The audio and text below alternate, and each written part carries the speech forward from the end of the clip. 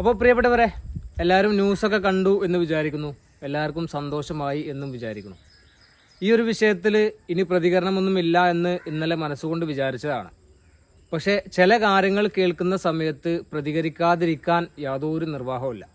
ഇപ്പോൾ ഏറ്റവും പുതിയ വാർത്ത വന്നുകൊണ്ടിരിക്കുന്നത് നമ്മുടെ മനാഫിനെതിരെ കേസെടുത്തു എന്ന് പറഞ്ഞിട്ടാണ്. ഏതാ വകുപ്പ് എന്നറിയോ?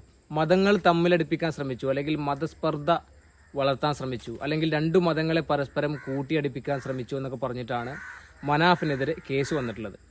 അദ്ദേഹം ഇന്ന് പത്രക്കാർക്ക് കൊടുത്തൊരു ബൈറ്റ്, അദ്ദേഹം ഇങ്ങനെ എന്തോ പരിപാടിക്ക് വന്നാൽ തോന്നുന്നു, ഏതൊരു ഷട്ടറിന് മുമ്പിൽ നിന്നിട്ട് പത്രക്കാർ ചോദിക്കുമ്പോൾ അദ്ദേഹത്തിൻ്റെ മുഖം ഇങ്ങനെ എന്താ പറയുക, ചുണ്ട് വിതുമ്പിയിട്ട് അഥവാ പൊട്ടിക്കരഞ്ഞ പോലെയാണ് അദ്ദേഹം മറുപടി പറഞ്ഞത്. അത് കേൾക്കുന്ന നമുക്ക് തന്നെ ഒരുപാട് സങ്കടം വരുന്നത്. ഞാൻ ഇന്നലത്തെ വീഡിയോയിൽ പറഞ്ഞതുപോലെ ഒരു മനുഷ്യൻ്റെ മുഴുവൻ കാര്യങ്ങളും എല്ലാ ഇൻഫ്ലുവൻസും ഉപയോഗിച്ച് ഒരു വിഷയം, കേരളം ഒന്നടങ്കം ഇടപെട്ട ഒരു വിഷയത്തിൽ ഒരു തീർപ്പാക്കി വെച്ചതിൻ്റെ ഒരു കൂലിയാണ്, അല്ലെങ്കിൽ ഒരു പ്രതിഫലമാണ് അദ്ദേഹത്തിന് കിട്ടിക്കൊണ്ടിരിക്കുന്നത്. നിങ്ങളൊന്ന് ആലോചിച്ച് നോക്കി. ആ ഒരു ശിരൂരിൽ നടന്ന മണ്ണിടിച്ചിലുമായി ബന്ധപ്പെട്ട് 1-2 ദിവസം കഴിഞ്ഞതിന് ശേഷവും കേരള സമൂഹം ഒന്നടങ്കം ആ യുവാവ്, ആ മണ്ണിനടിയിൽപ്പെട്ട യുവാവ്, പേര് ഞാൻ മനഃപൂർവ്വം പറയാത്തതാട്ടോ, ആ യുവാവ് തിരിച്ചു വരട്ടെ എന്ന് എല്ലാ ഉമ്മമാരും അമ്മമാരും കേരളത്തിലെ മുഴുവൻ ആളുകളും പ്രാർത്ഥിച്ചതാണ്. യാഥാർത്ഥ്യ ബോധത്തിന് എതിര് പോലും ചിന്തിച്ചു. നമുക്കറിയാം, 1-2 ദിവസം ഒരാൾ മണ്ണിനടിയിൽ പോയി കഴിഞ്ഞാൽ അദ്ദേഹം തിരിച്ചു വരില്ല എന്നുള്ള യാഥാർത്ഥ്യം മറച്ചു വെച്ചുകൊണ്ട് നമ്മളെല്ലാവരും പ്രാർത്ഥിച്ചു. കേരളത്തിലെ മുഴുവൻ ജനങ്ങളും ആ യുവാവിന് വേണ്ടി പ്രാർത്ഥിച്ചതാണ്, കണ്ണിൽ എണ്ണ ഒഴിച്ചിരുന്ന് കാത്തിരുന്നതാണ് അല്ലേ. പക്ഷേ ഇപ്പോൾ ഈ ഒരു സാഹചര്യത്തിൽ അദ്ദേഹം ഒന്ന് പുനർജനിച്ചിരുന്നുവെങ്കിൽ എന്ന് ഏറ്റവും കൂടുതൽ ആഗ്രഹിക്കുന്നത് മനാഫായിരിക്കും. കാരണം നമുക്കറിയാം, നമുക്കൊക്കെ പലതരത്തിലുള്ള ഫ്രണ്ട്സ് വലയങ്ങളുണ്ടാവും. കൂട്ടുകാർ ജോലി സ്ഥലത്താവട്ടെ, അല്ലാതെ ആവട്ടെ, ഒപ്പം ചെറുപ്പത്തിൽ ഒരുമിച്ച് സ്കൂൾ പഠിച്ച ആളുകളാവട്ടെ, പലതരത്തിലായിരിക്കും പല ആളുകൾക്കും ഫ്രണ്ട്സ് സർക്കിൾ ഉണ്ടാവുക. പക്ഷേ നമ്മൾ വീട്ടിൽ പറയാത്ത പല കാര്യങ്ങളും നമ്മുടെ സുഹൃത്തുക്കളുമായി ഷെയർ ചെയ്യും. എല്ലാവരും, അത് ആണാണെങ്കിലും പെണ്ണാണെങ്കിലും ഒക്കെ വീട്ടിൽ പറയുന്ന കാര്യങ്ങൾക്കൊക്കെ ചില പരിധികൾ ഏത് മനുഷ്യനും ഉണ്ടാവും. പക്ഷേ വീട്ടിൽ പറയാത്ത ചില കാര്യങ്ങൾ, ഏത് വിഷയങ്ങളും എത്ര വലിയ രഹസ്യങ്ങളാണെങ്കിലും ശരി, സുഹൃത്തിനോട് പറയും. ഈ ഒരു മനാഫും അതേപോലെ തന്നെ ആ ഒരു ലോറി ഡ്രൈവറുമായിട്ടുള്ള ഒരു യുവാവും തമ്മിൽ എത്രത്തോളം ബന്ധമുണ്ട്, അല്ലെങ്കിൽ ആത്മാർത്ഥതയുണ്ട് ആ ഒരു സ്നേഹത്തിൻ്റെ അളവിൽ എന്ന് തെളിയിക്കാനെങ്കിലും ഒരു തവണയെങ്കിലും അവനൊന്ന് പുനർജനിച്ചു വരുന്നുവെങ്കിൽ എന്ന് ഏറ്റവും കൂടുതൽ ആഗ്രഹിക്കുന്ന വ്യക്തി മനാഫായിരിക്കും. ഇപ്പം ഞാൻ ഫസ്റ്റ് വീഡിയോൻ്റെ തുടക്കത്തിൽ പറഞ്ഞു എല്ലാവർക്കും സന്തോഷമായില്ലേ എന്ന്.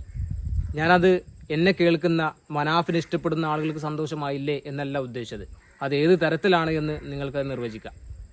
നിങ്ങളൊന്ന് ആലോചിച്ച് നോക്കൂ, ഒരു മനുഷ്യൻ മറ്റൊരു മനുഷ്യന് വേണ്ടി ആ ഒരു സ്നേഹബന്ധം പുറത്തെടുക്കുകയാണ്. ഇന്നലെ ഏകദേശം 1 മണിക്കൂർ ദൈർഘ്യമുള്ളൊരു പത്രസമ്മേളനം അദ്ദേഹം വിളിച്ചിരുന്നു.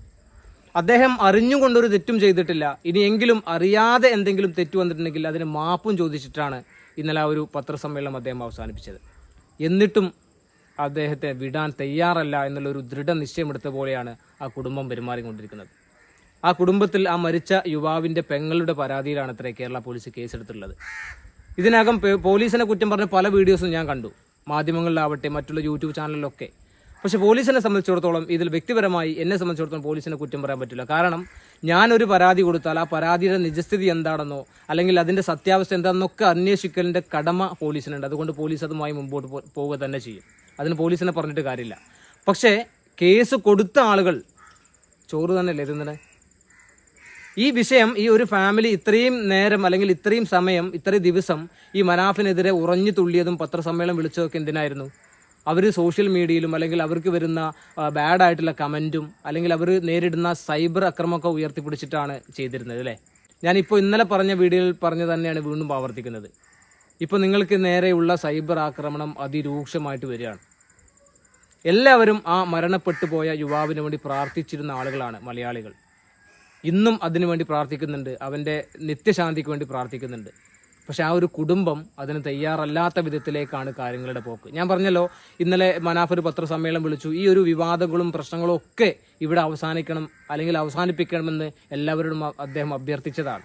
പക്ഷേ ഇവിടുന്ന് ഇങ്ങനെ എന്താ പറയുക, ചെറുതായിട്ട് ഇങ്ങനെ പൊങ്ങി വരുന്നതേ ഉള്ളൂ. ഇന്നലെ ഓൾറെഡി കർണാടക പോലീസ് അവർക്കെതിരെ കേസെടുക്കുമെന്നൊക്കെ വാർത്തയിൽ നമ്മൾ കണ്ടതാണ്. ഇപ്പോഴേ കേരള പോലീസിൻ്റെ ഭാഗം വേറൊരു കേസ്. എങ്ങനെയുണ്ട്? അടിപൊളിയല്ലേ? ഇനി ഇതേപോലെ എന്തെങ്കിലും ഒരു വിഷയങ്ങൾ ഉണ്ടായിക്കഴിഞ്ഞാൽ ആത്മാർത്ഥമായിട്ട് സ്വത്തും മുതലും എല്ലാം ഉള്ള ആളുകൾ ഇതേപോലത്തെ സംഭവങ്ങൾക്ക് സഹായമായി ഇറങ്ങുന്ന സമയത്ത് ഒന്ന് ചിന്തിക്കും, ഞാനിതിന് പ്രവർത്തിച്ചാൽ ഇന്ന് എനിക്ക് എന്താണ് കിട്ടാൻ പോകുന്നതെന്ന് ചിന്തിക്കും. ഇങ്ങനെയുള്ള ഈ ഒരു ഐക്യവും ഒരുമയൊക്കെയാണ് ഇതേപോലത്തെ കേസുകളെ കൊണ്ട് ഇല്ലാതെയാവുന്നത് എന്നുകൂടി നിങ്ങളൊന്ന് ആലോചിക്കണം. കേസ് കൊടുത്ത ആളുകളോടാ പറയണത്. ഞാൻ പറഞ്ഞല്ലോ, ഇതിൻ്റെ പുറകിൽ വ്യക്തമായ എന്തോ ഒരു പൊളിറ്റിക്സ് ഉണ്ട് എന്ന് തന്നെയാണ് എൻ്റെ ഒരു വിശ്വാസം. ഉണ്ടോ ഇല്ലയെന്ന് എനിക്ക് തെളിവോ കാര്യങ്ങളൊന്നുമില്ല. നിരന്തരമായി അദ്ദേഹത്തെ ഇങ്ങനെ വേട്ടയാടുമ്പോൾ നമുക്ക് ചെറിയ ബുദ്ധിയിൽ ചിന്തിച്ചാൽ മനസ്സിലാവുന്നത് ഉണ്ട് എന്ന് തന്നെയാണ്. എന്തായാലും വളരെ കഷ്ടമാണ്. ഞാൻ വീണ്ടും പറയാണ്, മനാഫിനെ ഇഷ്ടപ്പെടുന്ന ലക്ഷം ആളുകൾ കേരളത്തിൻ്റെ സമൂഹത്തിലുണ്ട്. ഇഷ്ടപ്പെടുന്ന മനസ്സുകളുടെയൊക്കെ ഉള്ളിൻ്റെ ഇവിടെയാണ് മനാഫിൻ്റെ സ്ഥാനം. അദ്ദേഹം എത്രത്തോളം നല്ല മനുഷ്യനാണ്, അല്ലെങ്കിൽ അദ്ദേഹത്തിൻ്റെ ഉള്ളെന്താണെന്നൊക്കെ പത്രം മുഖേന നമ്മളെല്ലാവരും കാണുന്നതാണ്, വീഡിയോ സഹിതം നമ്മൾ കാണുന്നതാണ്, എത്രത്തോളം നിഷ്കളങ്കവനാണ് അദ്ദേഹം എന്നുള്ളത്.